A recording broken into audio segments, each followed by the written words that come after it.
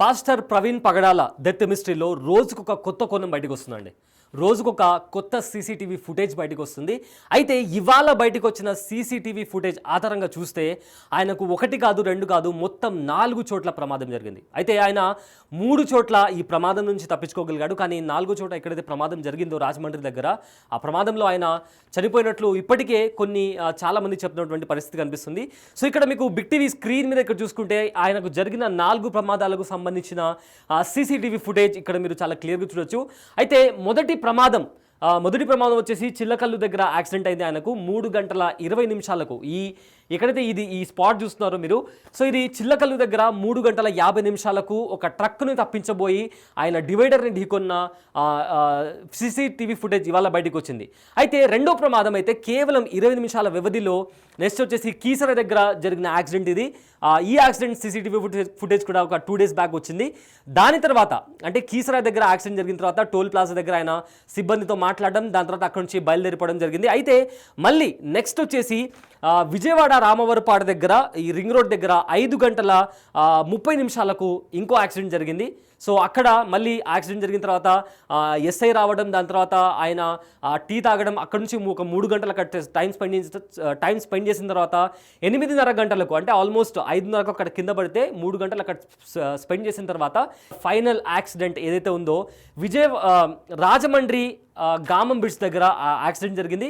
యాక్సిడెంట్లో ఆయన చనిపోయినట్లు కూడా ఇప్పటికే ఒక కైండ్ ఆఫ్ కన్క్లూజన్ పార్ట్ లాగా కనిపిస్తుంది. సో మొత్తం మీద ఈ 4 ప్రమాదాలకు సంబంధించి ఒక బ్రీఫ్. అయితే మొత్తం మొదటి ప్రమాదం ఎక్కడ జరిగింది, రెండో ప్రమాదం ఎక్కడ జరిగింది, మూడో ప్రమాదం ఎక్కడ జరిగింది అండ్ 4వ ప్రమాదం ఎక్కడ జరిగింది అనేది కంప్లీట్గా ఒక్కొక్కటి ఎక్స్ప్లెయిన్ చేసే ప్రయత్నం చేస్తాను. సో ఫస్ట్గా మనం ఎక్కడైతే చిల్లకల్లు దగ్గర ప్రమాదం జరిగిందో దానికి సంబంధించిన సీసీటీవీ ఫుటేజ్ మీకు చూపించే ప్రయత్నం చేస్తాను. సో ఈ ప్రమాదం జరిగిన తీరు చూస్తే ఖచ్చితంగా మీరు షాక్ అవుతారు. ఎందుకంటే మొదటి ప్రమాదం ఆయన హైదరాబాద్లో ఉదయం 11 గంటలకు స్టార్ట్ అయిన తర్వాత ఎల్బీ నగర్ మార్ట్ దగ్గర 12 గంటల 14 నిమిషాలకు చేరుకున్నాడు. దాని తర్వాత ఆయన చౌటుప్పల్కి 1 గంటల 29 నిమిషాలకు ఆయన క్రాస్ అవడం జరిగింది. దాని తర్వాత చిల్లకల్లు దగ్గర జరిగిన యాక్సిడెంట్కి సంబంధించిన సీసీటీవీ ఫుటేజ్ ఇది. సో మొదటి యాక్సిడెంట్, ఈ యాక్సిడెంట్ని ఒకసారి మీరు చూస్తే మీకు అర్థమవుతుంది. సో ప్రవీణ్ పగడాల ఆయన బైక్ మీద వెళ్తున్నాడు, ఇక్కడ ఒక ట్రక్ ముందర వెళ్తుంది. సో ఆ ట్రక్ని తప్పించబోయే ముందు సో ఆయన కాస్త బ్యాలెన్స్ తప్పిపోవడం అండ్ డిస్క్ బ్రేక్ మేబీ కొట్టి ఉండొచ్చు. సో అక్కడ బండి స్కిడ్ అవడంతో, సో మీకు పాజ్ చేసి చూపిస్తాను. సో ఇక్కడ చూసుకుంటే ఆయన డిస్క్ బ్రేక్ అంటే ముందర ట్రక్ ఉంది, సో ఆ ట్రక్ని తప్పించబోయే ఛాన్స్ తీసుకునే ప్రమాదంలో ఆ టైంలో ఆయన బ్రేక్ కొట్టి ఉన్నప్పుడు అక్కడ స్కిడ్ అయ్యి, సో ఇక్కడ చూసుకుంటే ఇక్కడ సో ఈ స్పాట్లో ఆయన కింద పడ్డాడు. ఇంకొకటి ఆయన అదృష్టం ఏంటంటే వెంటనే బస్సు వచ్చింది. సో రివైండ్ చేసి చూపిస్తాను మీకు, ఒకసారి చూడండి. సో ఆయన కింద పడడం, వెంటనే ఒక బస్సు రావడం. సో మీరు ఇక్కడ క్లియర్గా చూసుకుంటే ఆయన ఆ ట్రక్ని క్రాస్ చేసే క్రమంలో, సో ఇక్కడ ఆరో మార్క్లో మీరు చాలా క్లియర్గా చూడొచ్చు, ఆ ట్రక్ని క్రాస్ చేసే క్రమంలో అక్కడ బండి స్కిడ్ అయింది, కాస్త ఇంబ్యాలెన్స్ అయ్యాడు. బండి స్కిడ్ అయిన తర్వాత కింద పడిపోయాడు. ఇక్కడ కింద పడిపోయిన వెంటనే వెనకాల ఒక బస్సు వచ్చింది. సో ఒకవేళ ఆ బస్సు డ్రైవర్ అతన్ని గమనించకపోయి ఉంటే ఆ బస్సు కూడా అతన్ని గుద్దే ప్రమాదం నుంచి కూడా ఆయన తప్పించుకున్నాడని ఇక్కడ చాలా క్లియర్గా అర్థమవుతుంది. సో మొదటి ప్రమాదం నుంచి ప్రవీణ్ పగడాల ఎంతో అంటే తప్పించుకున్నాడు అని చెప్పుకోవచ్చు. ఎందుకంటే యాక్సిడెంట్ జరిగిన తీరు చూస్తే మనకు చాలా క్లియర్గా అర్థమవుతుంది. సో ఏ విధంగా ఆయన కింద పడిన తర్వాత ఆయన ఆ బస్సు అతన్ని తప్పించకపోయి ఉంటే అక్కడే చాలా పెద్ద ప్రమాదం జరిగేది. కానీ అక్కడ ఆయన కింద పడడం, ఆ డివైడర్ని గుద్దుకోవడం, అక్కడ కొంచెం కొద్దిపాటి ఇంజురీస్ ఆయనకు అవ్వడం, దాని తర్వాత అక్కడున్న ఎవరైతే వాహనదారులు కావచ్చు లేదా వెళ్ళే వాళ్ళు వచ్చి అతన్ని లేపి అక్కడి నుంచి ప్రవీణ్ పగడాల ముందుకెళ్ళిపోయిన పరిస్థితి ఉంది. అయితే ఇదంతా చిల్లకల్లు దగ్గర 3 గంటల 20 నిమిషాలకు జరిగిన ప్రమాదం.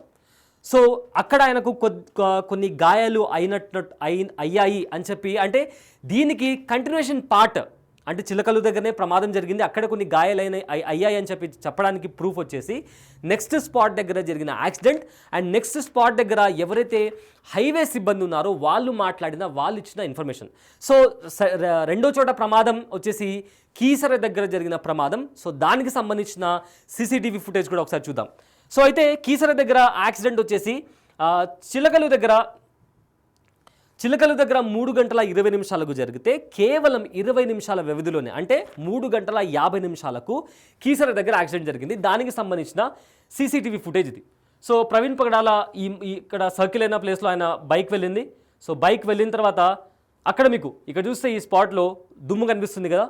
సో ఆయన అక్కడ కింద పడిపోయాడు. ఇది కీసర దగ్గర 3 గంటల 50 నిమిషాలకు అంటే చిల్లకల్లు దగ్గర 3 గంటల 20 నిమిషాలకు యాక్సిడెంట్ జరిగితే కీసర దగ్గర 3 గంటల 50 నిమిషాలకు కేవలం 20 నిమిషాల వ్యవధిలో ఈ యాక్సిడెంట్ జరిగింది. యాక్సిడెంట్ జరిగిన స్పాట్లో మీరు చూసుకుంటే ఇక్కడ ఆయన కింద పడిన తర్వాత జూమ్ చేసి ఇక్కడ మీరు చాలా క్లియర్గా చూసుకుంటే ఒక ఆటో పాస్ అయింది. దాని తర్వాత ఆయన ఇక్కడ కింద పడిపోయిన తర్వాత ఇక్కడ ఈ సర్కిల్ దగ్గర ఆయన కింద పడిపోయిన ఇక్కడ మీకు హెల్మెట్ మీకు చాలా క్లియర్గా చూసుకుంటే ఒక వ్యక్తి కింద పడిపోయి ఆయన హెల్మెట్ కూడా కనిపిస్తున్న సిచ్యువేషన్ కూడా ఇక్కడ ఉంది. సో ఇది కీసర దగ్గర జరిగిన ప్రమాదం.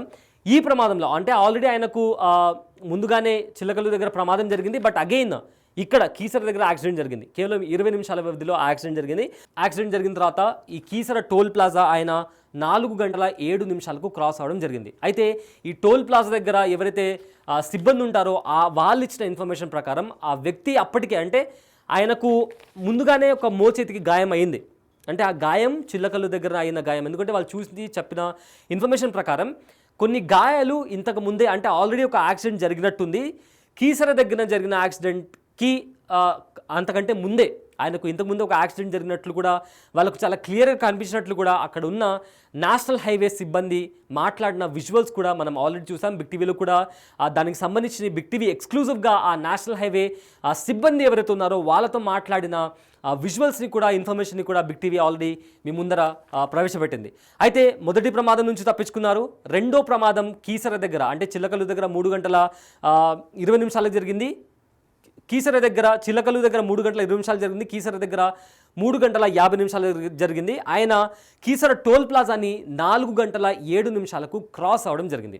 అయితే అప్పటికే 2 సార్లు ఈ ప్రమాదం నుంచి ఆయన బయటపడినప్పటికీ ఏమాత్రం రెస్ట్ తీసుకోకుండా ఆయన జర్నీని కంటిన్యూ చేశాడు. అండ్ ఈ కీసర టోల్ ప్లాజా దగ్గర ఎవరైతే సిబ్బంది ఉన్నారో వాళ్ళు కూడా ఇక్కడ టోల్ ప్లాజా దగ్గర మీరు రెస్ట్ తీసుకోవడానికి మీకు రూమ్స్ ఉన్నాయి, మీరు అక్కడ రెస్ట్ తీసుకోండి అని చెప్పి ఈ హైవే సిబ్బంది చెప్పిన ఫుటేజ్ కూడా మనం ఆల్రెడీ అంటే దానికి సంబంధించి బిగ్ టీవీ వాళ్ళతో ఎక్స్క్లూజివ్గా మాట్లాడినప్పుడు ప్రవీణ్ పగడాలతో మేము మాట్లాడాము, మీరు ఇక్కడ రెస్ట్ తీసుకోండి అని కూడా చెప్పాము. ఆయన వినకుండా వెళ్ళిపోయాడు అని చెప్పిన బిగ్ టీవీ నేరుగా వాళ్ళతో మాట్లాడడం జరిగింది. దానికి సంబంధించిన ఇన్ఫర్మేషన్ కూడా మీకు ఆల్రెడీ బిగ్ టీవీ ప్రేక్షకులకు ఇవ్వడం జరిగింది. అయితే ఈ కీసర టోల్ ప్లాజాని ఆయన 4 గంటల 7 నిమిషాలు క్రాస్ అయ్యాడు.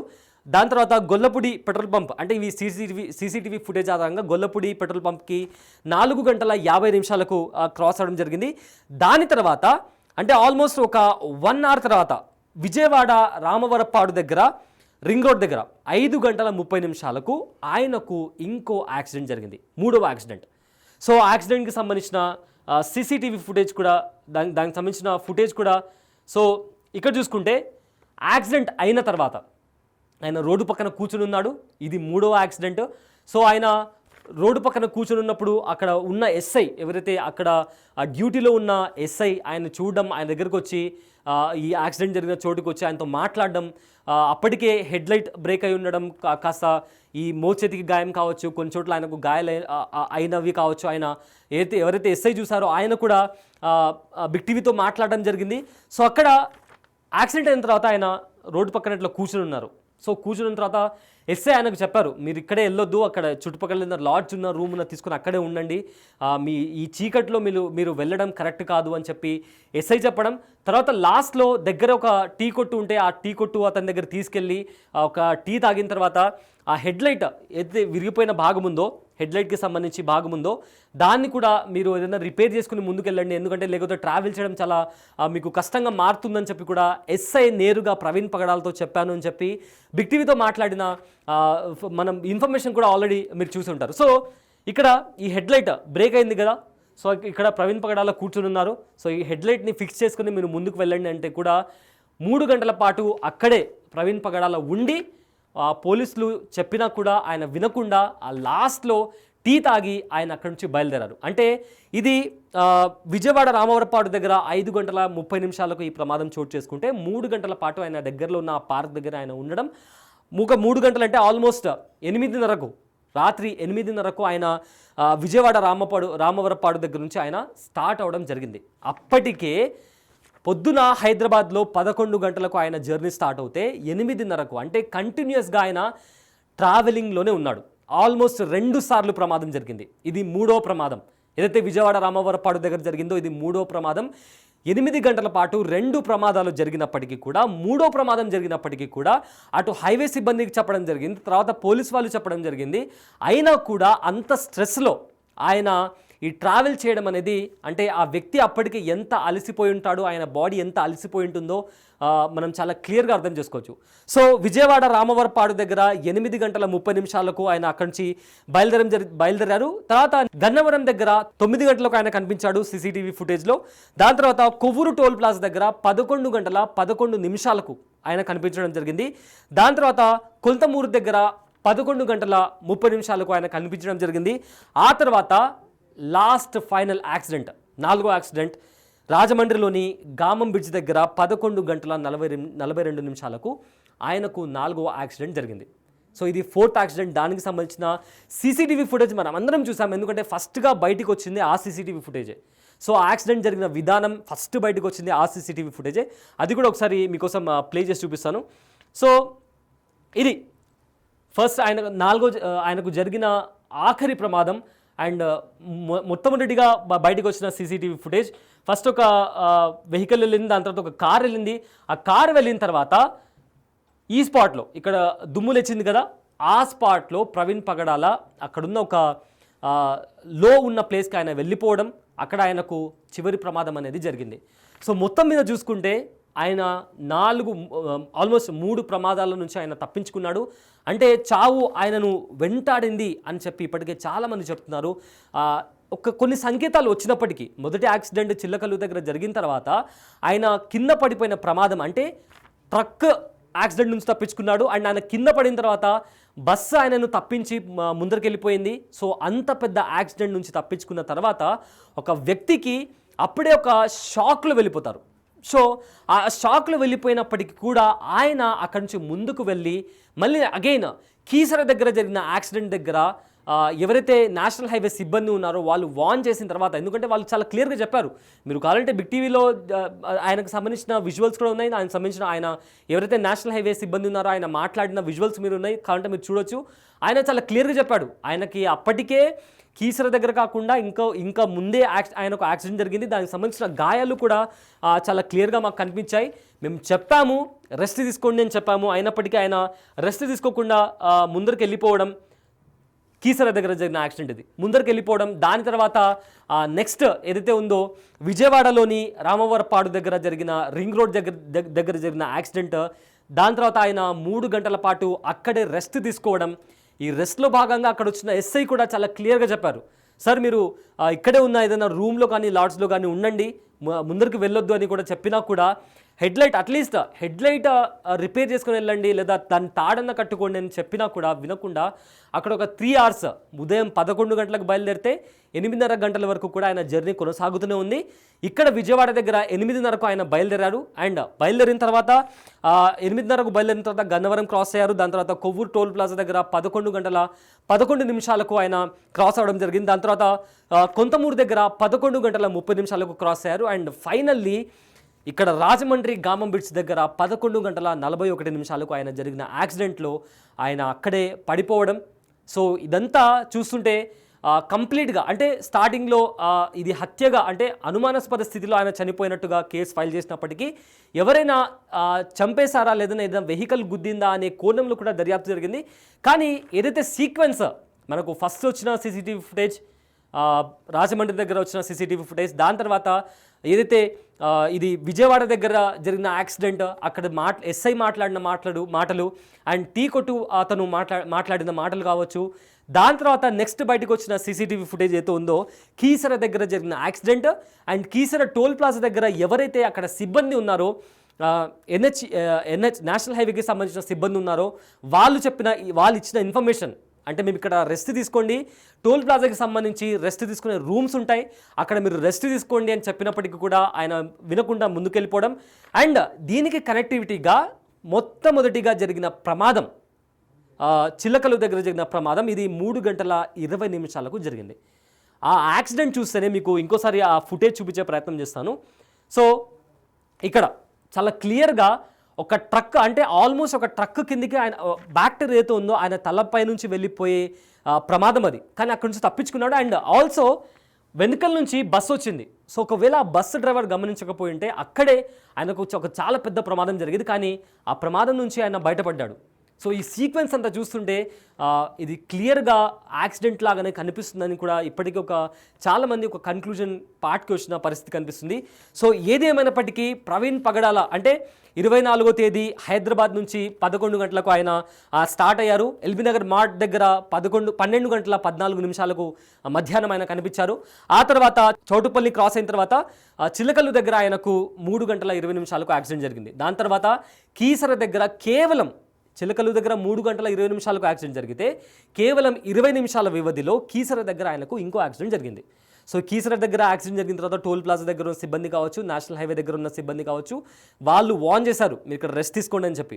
ఆయన కూడా ఆయన వినకుండా ముందరికి వెళ్ళిపోయారని చెప్పి అక్కడ ఉన్న సిబ్బంది చెప్పిన ఇన్ఫర్మేషన్ కూడా ఆల్రెడీ మనం బిగ్ టీవీలో టెలికాస్ట్ చేయడం జరిగింది. దాని తర్వాత విజయవాడ దగ్గర జరిగిన యాక్సిడెంట్లో ఆయన ఆల్మోస్ట్ 3 గంటల పాటు అక్కడే ఉన్నారు. అంటే ఆల్మోస్ట్ ఆయన జర్నీ 8 అవర్స్ కంటిన్యూగా కొనసాగుతుంది.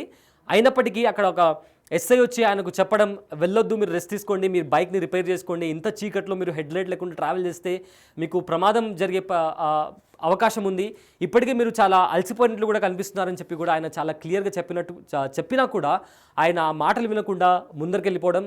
దాని తర్వాత ఫైనల్లీ ఈ రాజమండ్రి దగ్గర జరిగిన ప్రమాదంలో ఆయన చనిపోయారు అనే ఒక కన్క్లూజన్ డ్రా చేసే విధంగా ఈ సీసీటీవీ ఫుటేజ్ ఆధారంగా కొన్ని కన్క్లూజన్ పార్ట్ లాగా కనిపిస్తుంది. బట్ స్టిల్ మనం దీన్ని అంటే మన సైడ్ నుంచి, ఎందుకంటే ఒక ఇన్వెస్టిగేషన్ అనేది జరుగుతుంది, పోలీసులు దీనికి సంబంధించిన ఇన్వెస్టిగేషన్ చేస్తున్నారు. సో ఏదైతే దీనికి సంబంధించి ఈ కేసుకి సంబంధించిన ఫైనల్ రిపోర్ట్ ఏదైతే ఉందో అది పోలీసుల దగ్గర నుంచి రావాల్సి ఉంది.